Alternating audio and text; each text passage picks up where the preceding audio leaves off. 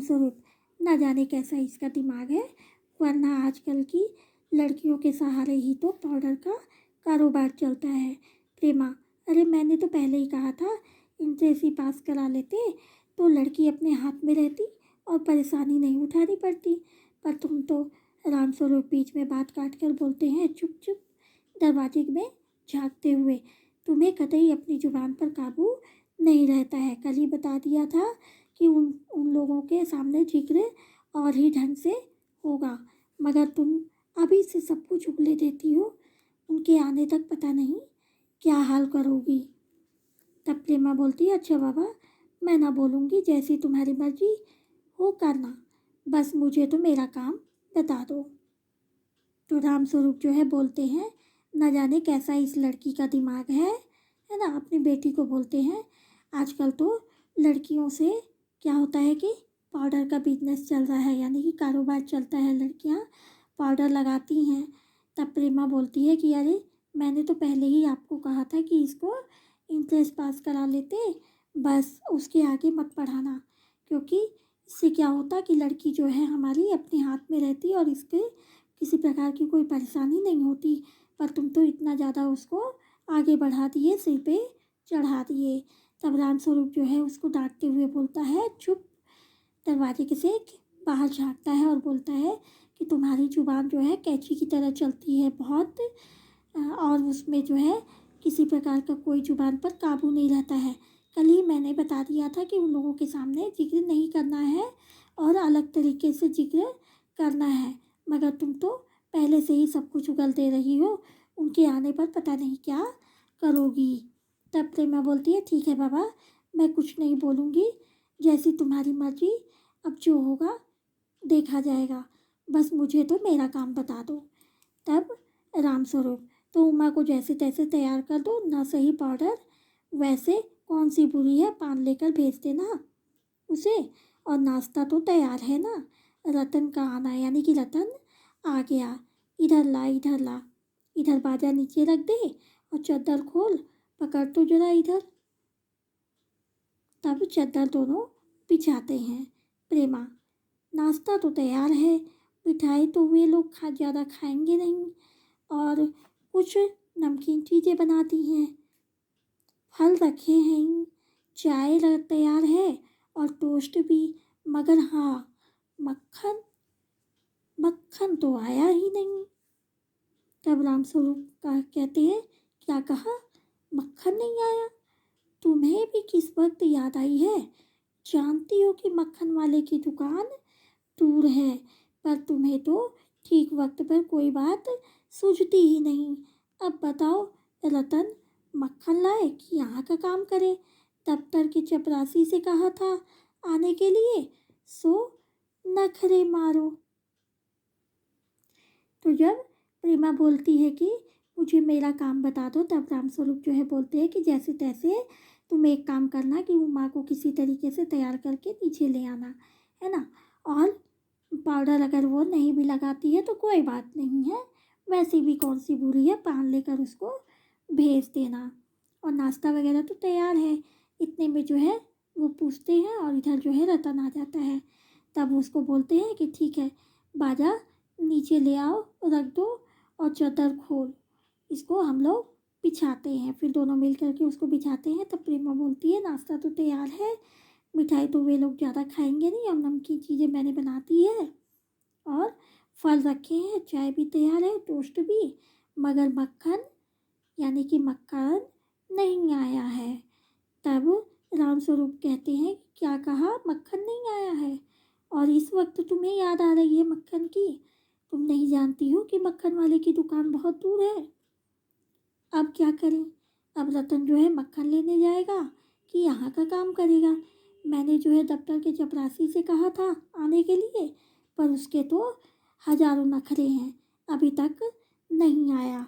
तब प्रेमा बोलती है, यहाँ का काम कौन सा ज़्यादा है, कमरा तो सब ठीक ठाक है, बाजा सितार आ ही गया है, नाश्ता यहाँ बराबर वाले कमरे में करना है, ट्रे में रखा हुआ है, सो तुम्हें पकड़ा दूंगी, एक आध चीज़ तुम खुद ले जाना, इतने देर में तो रतन मक्खन ले आएगा। दो आदमी ही तो हैं। तब रामस्वरूप बोलते हैं, हाँ, एक तो बाबू गोपाल प्रसाद और दूसरा खुद उनका लड़का है। देखो उमा से कह देना कि जरा करीने से आए, ये लोग जरा ऐसे ही हैं। गुस्सा तो मुझे बहुत आता है इनके दकियानूसी ख्यालों पर।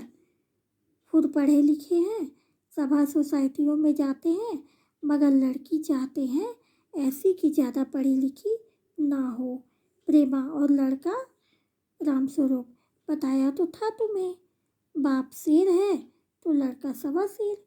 बीएससी के बाद लखनऊ में ही तो पढ़ता है, मेडिकल कॉलेज में। कहता है कि शादी का सवाल दूसरा है, तालीम का दूसरा। क्या करूं, मजबूरी है, मतलब अपना है, वरना इन लड़कों और बापों को ऐसी कोरी कोरी सुनाता कि ये भी। तो क्या होता है कि प्रेमा जो है उनसे बोलती है कि कमरा सब ठीक ठाक है और खाना नाश्ता वगैरह सब बना हुआ है, मैं दे दूँगी और उनको पकड़ा देना, और एक आध चीज़ जो है तुम भी ले जाना। इसके बाद तब तक रतन जो है मक्खन लेकर आ जाएगा। तब रामस्वरूप बोलते हैं कि हाँ, दो आदमी हैं, एक बाबू गोपाल प्रसाद और वो एक उनका लड़का।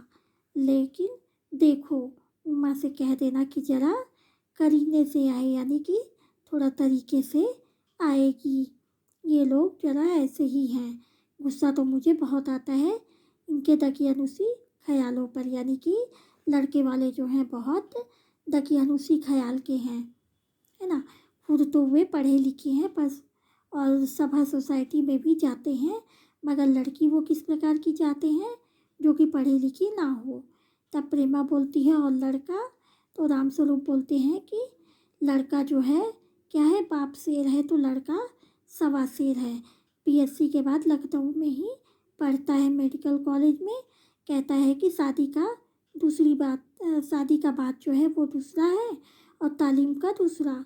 तो क्या करूं, मजबूरी है, मतलब अपना है, वरना इन लड़के और बाप को तो ऐसी कोरी कोरी सुनाता, यानी कि मैं इतनी को जो है कि उनको बातें सुनाता कि इनकी तो खैर नहीं। रतन, जो अब तक दरवाजे के पास चुपचाप खड़ा हुआ था, जल्दी जल्दी, बाबूजी बाबूजी। रामस्वरूप, क्या है? रतन, कोई आए हैं। रामस्वरूप दरवाजे के पास बाहर झांककर जल्दी से मुंह अंदर करते हुए, अरे ये प्रेमा, वे आ ही गए और तू यहीं खड़ा है बेवकूफ़, गया नहीं मक्खन लाने? सब चौपट कर दिया। अबे उधर से अंदर के दरवाजे से जा, और तुम जल्दी करो। प्रेमा, उमा को समझा देना, थोड़ा सा गा देगी। उसकी धोती जमीन पर रखे हुए भाजे से अटक जाती है। अब क्या है, रतन जो है चुपचाप खड़ा रहता है, तब तक वो अचानक से जोर से चिल्लाता है, बाबूजी बाबूजी। तब रामस्वरूप बोलते हैं, क्या है? तो रतन बोलता है कि कोई आया है। रामस्वरूप बाहर झांक कर देखते हैं और तुरंत प्रेमा से कहते हैं कि वे लोग आ गए। तब रतन को बोलते हैं कि अरे बेवकूफ़, तुम अभी तक मक्खन लेने नहीं गया? तब रतन चला जाता है मक्खन लेने के लिए। उसके बाद प्रेमा वो बोलते हैं कि जाओ जल्दी से उमा को तैयार करके ले आना। प्रेमा, यह बाजा नीचे ही रख गया है कमबख्त। रामस्वरूप, तुम जाओ, मैं रखे देता हूँ, जल्दी। प्रेमा जाती है। बाबू रामस्वरूप बाजा उठाकर रखते हैं, किवाड़ों पर दस्तक होता है। रामस्वरूप, हाँ हाँ, आइए आइए। बाबू गोपाल दास और उसके लड़के शंकर का आना होता है। आँखों से लोक चतुराई टपकती है। आवाज़ से मालूम होता है काफ़ी अनुभवी और फितरती महाशय हैं। उनका लड़का कुछ और खिस्से निपोरने वाले नौजवानों में से है। आवाज़ पतली है और खिसियाहट भरी हुई है। झुकी कमर इसकी खासियत है।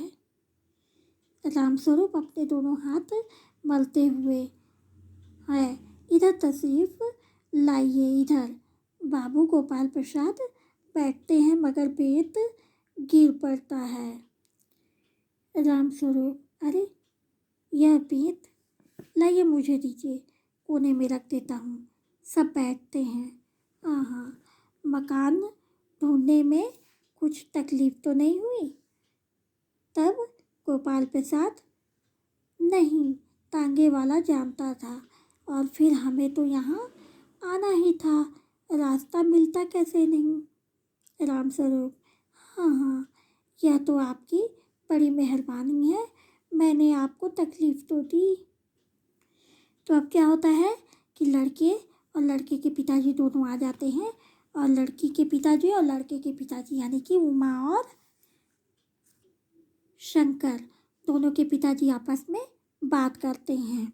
दोनों एक दूसरे के बारे में पूछते हैं और आने के बारे में पूछते हैं कि आने में कोई तकलीफ़ तो नहीं हुई, घर खोजने में किसी प्रकार की कोई दिक्कत परेशानी तो नहीं आई। गोपाल प्रसाद, अरे नहीं साहब, जैसा मेरा काम वैसा आपका काम, आखिर लड़के की शादी तो करनी ही है। बल्कि यूँ कहिए कि मैंने आपके लिए खासी परेशानी कर दी। रामस्वरूप, हाँ, यह लीजिए, आप तो मुझे कांटों में घसीटने लगे, हम तो आपके सेवक ही हैं। थोड़ी देर बाद लड़के की तरफ मुखातिब होकर, और कहिए शंकर बाबू, कितने दिनों की छुट्टियां हैं? शंकर जी, कॉलेज की छुट्टियां नहीं हैं, वीकेंड में चला आया हूँ। रामस्वरूप, आपके कोर्स खत्म होने में तो अब साल भर रहा होगा। शंकर जी, यही कोई साल 2 साल। रामस्वरूप, साल 2 साल? शंकर, हाँ जी, 1 आध साल का मार्जिन रखता हूँ।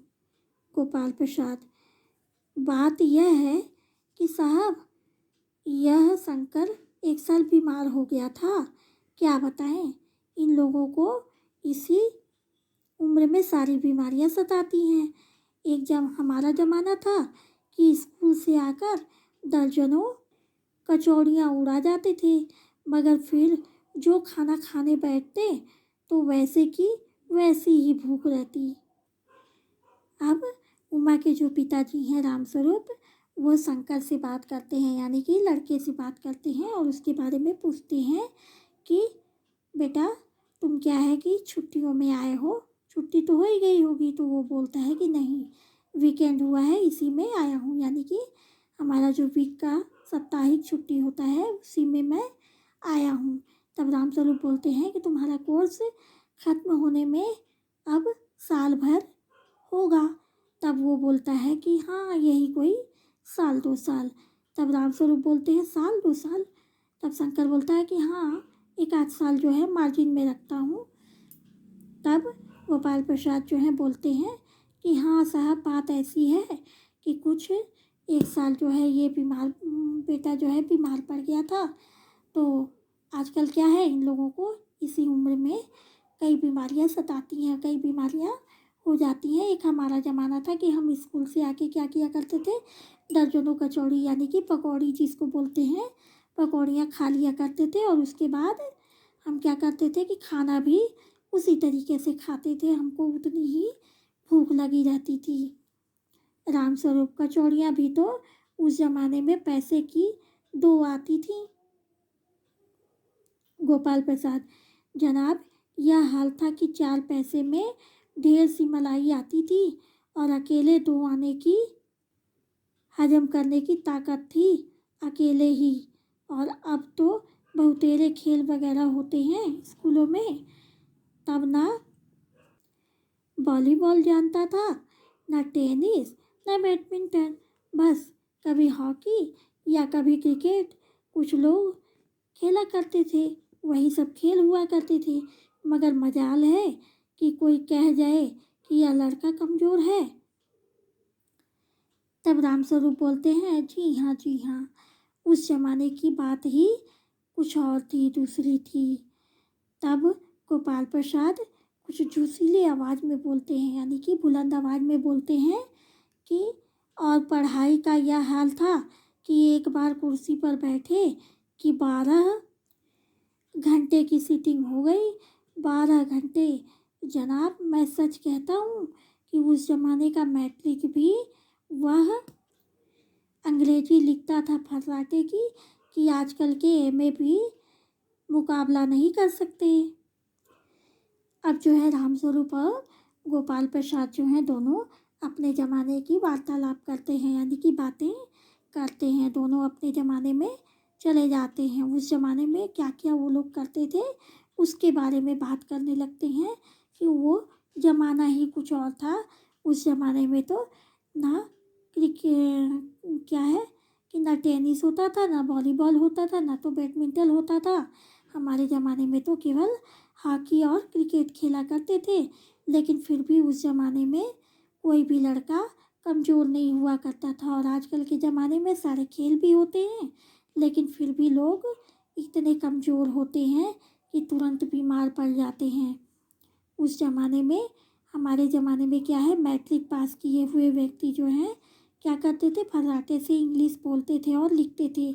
लेकिन आज के एमए पास किए हुए लड़के जो हैं वो भी अच्छे से इंग्लिश ना बोल पाते हैं, ना लिख पाते हैं। तब रामस्वरूप बोलते हैं, जी हाँ जी हाँ, यह तो है ही। गोपाल प्रसाद, माफ़ कीजिएगा बाबू रामस्वरूप, उस ज़माने की जब याद आती है तो अपने को जब्त करना मुश्किल हो जाता है रामस्वरूप। जी हाँ, वह तो रंगीन ज़माना था, रंगीन ज़माना। शंकर भी ही करता है, यानी कि हंसता है। तब गोपाल प्रसाद जो है बोलते हैं कि अच्छा तो साहब, फिर बिजनेस की बातचीत हो जाए। तब रामस्वरूप चौंक कर बिजनेस समझ कर बोलते हैं, हाँ अच्छा अच्छा, लेकिन ज़रा नाश्ता तो कर ले लीजिए। तब गोपाल प्रसाद बोलते हैं, यह सब आप क्यों तकल्लुफ़ करते हैं रामस्वरूप? तकल्लुफ़ किस बात का है? यह तो मेरी बड़ी तकदीर है कि आप मेरे यहाँ तशरीफ़ लाए, वरना मैं किस काबिल हूँ। हाँ हाँ, माफ़ कीजिएगा ज़रा, अभी हाजिर हुआ। अब क्या है कि गोपाल प्रसाद जो हैं बोलते हैं कि माफ़ कीजिएगा रामस्वरूप जी, अब जो है हम अपने ज़माने की बातें कर रहे थे, अब थोड़ा हम क्या करें, बिजनेस की बात कर लेते हैं। तब रामस्वरूप को थोड़ा आश्चर्य होता है और चौंक कर बोलते हैं, बिजनेस? अच्छा अच्छा, लेकिन ज़रा पहले नाश्ता तो हो जाए, उसके बाद बिजनेस की बात करेंगे। तब गोपाल प्रसाद कहते हैं कि इसकी क्या ज़रूरत थी, आप इतना परेशान क्यों होते हैं? रामस्वरूप कहते हैं कि इसकी परेशानी क्या है, ये तो मेरी तकदीर है कि आप यहाँ पर आए हैं।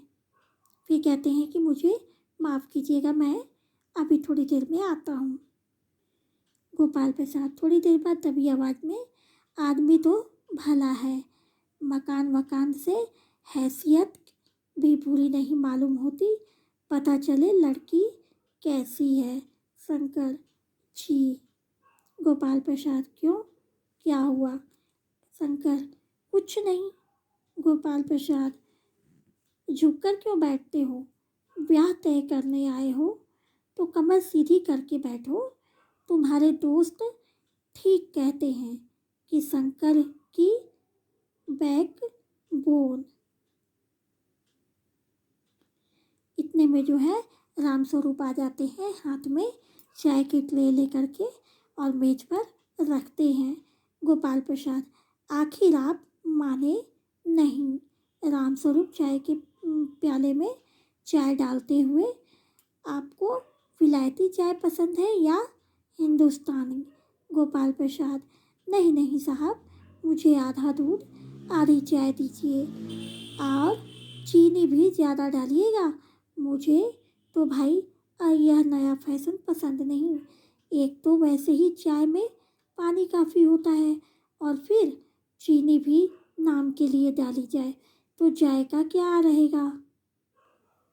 रामस्वरूप, हाँ हाँ, कहते कहते तो आप सही हैं, और चाय का प्याला उनको पकड़ाता है।